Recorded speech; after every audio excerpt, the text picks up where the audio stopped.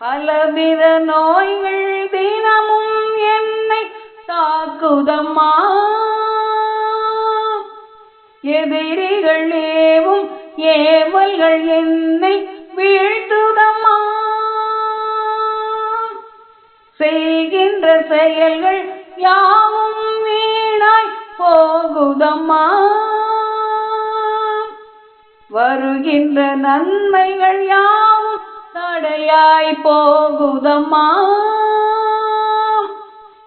யாரிடம் செல்வேன் வாராகி, நீதான் எனக்கு பரிகாரி.